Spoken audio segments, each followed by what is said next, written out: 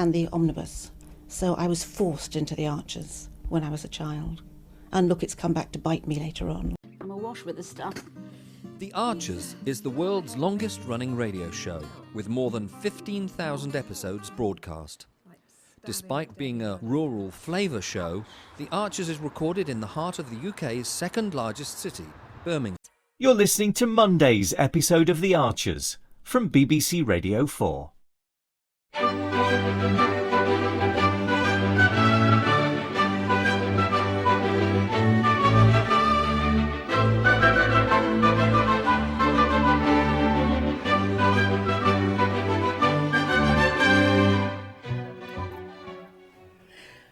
I hope I'm not disturbing you. No. Good. Please sit down, Pat. Oh, thank you. So, what can I do for you? It's about George. I thought it might be. I don't know if you've heard, but I've written him a character reference. I had heard, actually. Ed and Emma asked me to, you see. Mm-hmm. And I think it's fair to say that various people have reacted with... Surprise? And plenty more besides, Alice. I can imagine. So I thought it was important that you should hear my reasoning directly from me, face to face. Okay. Right. So first, I want to emphasise that calling it a character reference is probably a bit misleading. I haven't tried to make out that George is any kind of angel. No. I've just stuck to facts about his professional life. You know, working for us at Bridge Farm. I see. He's a complicated character, and goodness knows he has some serious weaknesses. Like a lot of young men, he can act on the spur of the moment. Don't I know it? Yes. But as we know from what Helen went through, the prosecution will inevitably focus only on the negatives. And that simply wouldn't give the whole picture. Whatever else he's done, George is a hard worker and he has shown a lot of initiative. Pat, if you want to see what I've written, I've brought a copy with me. I'd really rather not. Thank you. No, I understand. Alice, believe me, I do think he should face serious consequences. But I honestly can't believe that locking him up would do any good. Everyone knows what an unhealthy environment it is. Helen's experience was bad enough, but the thought of George mixing with real criminals... I'm sorry. Of course he committed a criminal act, but you know what I mean. Think what it's like for me, though, Pat. I have tried to, honestly. Knowing that at any time I could bump into him. In the shop, the pub, just on the village green. I can understand it would be easier for you... Sorry, excuse me. Oh, yeah, yes, of course. Lilian said she might pop in. Oh, did she? Hello. Come on in. Hello, darling. And look what I've got. Oh. Well, I had a spare one, so I thought you might like it. Oh, yeah, great. Thank you. Such a brilliant event. Oh. Pat. Good evening.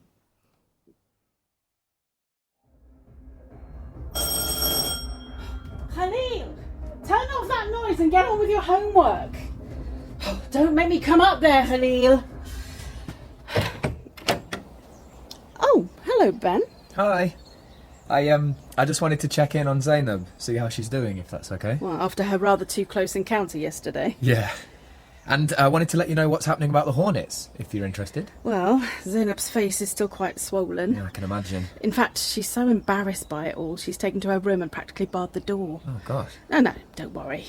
It's still quite painful. Well, it was a nasty sting, wasn't it? But I think she's suffering teenage mortification more than anything.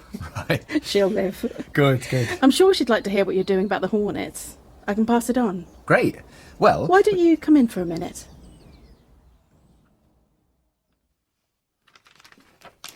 Oh, it looks lovely. The hotel's not long reopened after a major refurbishment. Oh, like Grey Gables? No, I know, it was very different.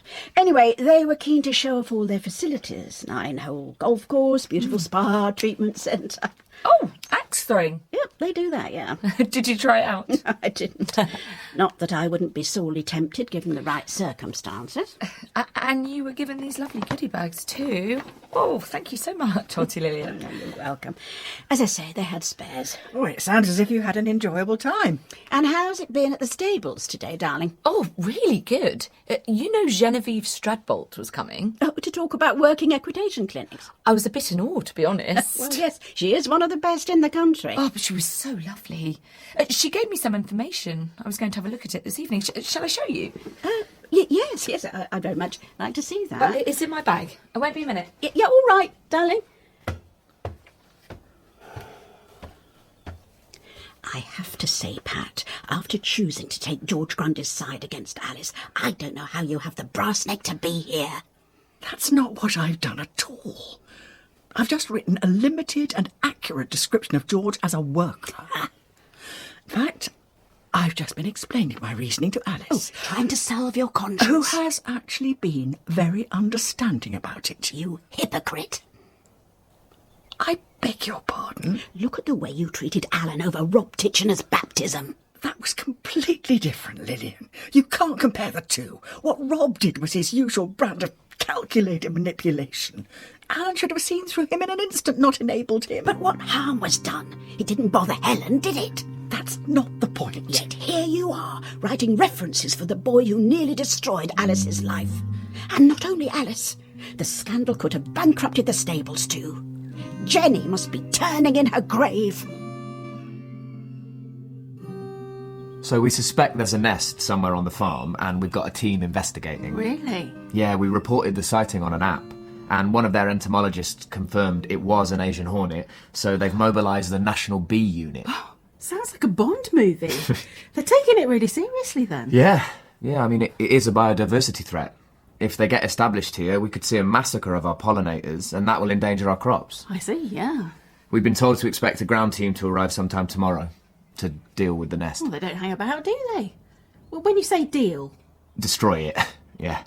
Kill the hornets to prevent the queens hibernating and emerging again next year. I'm sure Zainab would be pleased to hear that. Yeah, she was pretty vocal about that. It's personal now. Sure.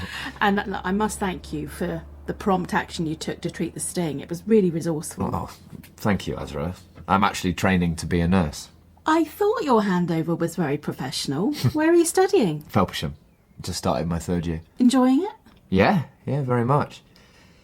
Although, well, we haven't really covered much about primary care. Oh, no, you won't have. What's it like? What, in general practice? Yeah, if you don't mind me asking. Oh, no, not at all. Well, I think one of the main differences is the breadth of the relationship you build up with the patients. In a hospital, you might have a very intense professional relationship, but it can be short-term. Sure.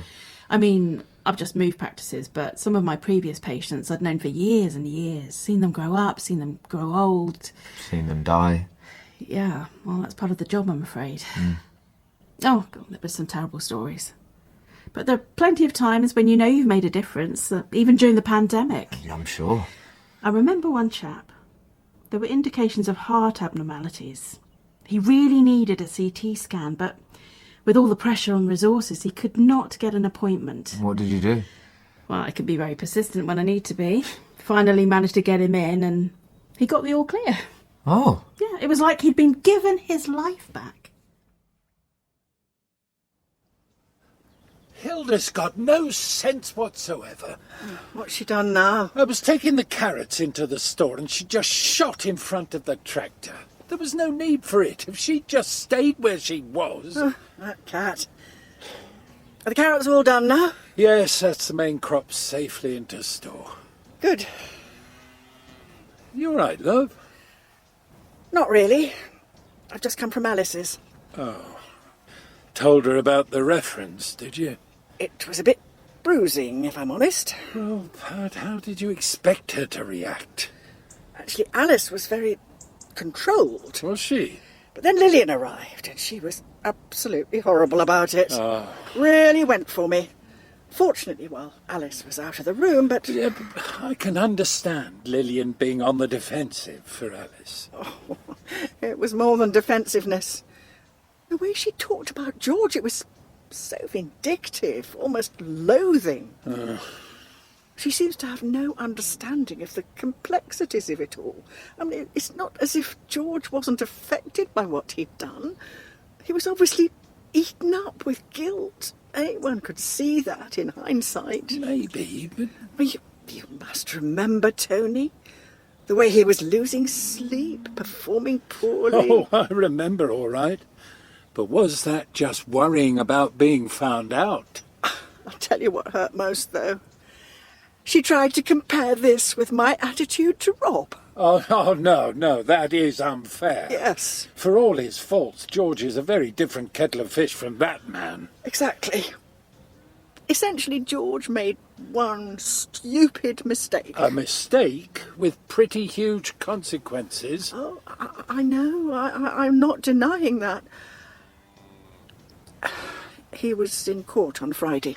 Yes, I heard. Emma said he'll be sentenced next week. And I know the judge will decide what they'll decide. I just wanted the court to have as full a picture as possible. Well, like I said, that's an admirable ambition, and I do love you for your ability to look at all perspectives. But you can't expect the family to see it that way. I'll tell Zainab all about the Hornets. Awesome. And don't be too put off by the war stories, will you? Oh, no, not at all. It's a great job for all its challenges, and I'm sure you've got it in you to be a really good nurse, Ben. Thank you. I hope so. Although, of course, it doesn't have to be in a hospital setting. I guess not. Have you ever thought about community nursing? A bit, yeah. Especially after working at the Laurels. You could look into work experience at the surgery. And I think they're about to advertise for a part-time healthcare assistant too. Yeah? Great. I might just do that. Carrots? Yes, I thought you'd appreciate a few. Pulled fresh today. Well, thank you for that, Tony. You're welcome. But if you've come here with an ulterior motive... I don't know what you mean. I mean, if you've really called round to defend Pat, then you're wasting your time.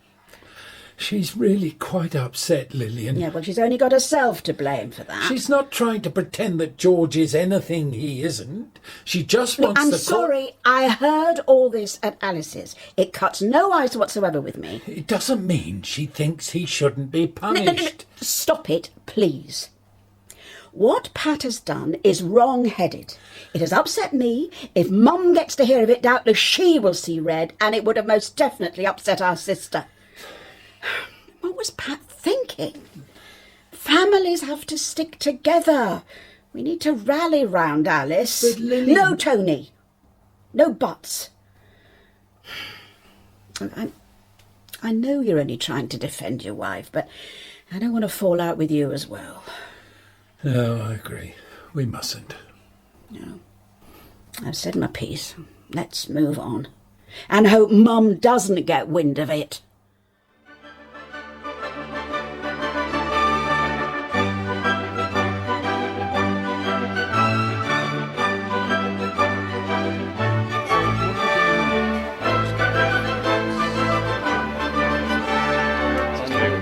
So what do you do? Do spotlights on the arches. Are you what we call Foley then? Kind of. Yep. That's, Okay. And these are all part of the paraphernalia of production. Yep. That's the ball bar. That's This one. Yep. That's. I mean, Hayley so wanted to be in their own place when their baby came. It's due in 2 months. Not much chance of that now. No. I mean, it would have been a stretch for them financially, mind, but I just wish there was something practical I could do to help them, Caroline. I think The Archers has had this immense popularity over the years, basically because it has always very accurately reflected the reality of life and living in a rural community, at whatever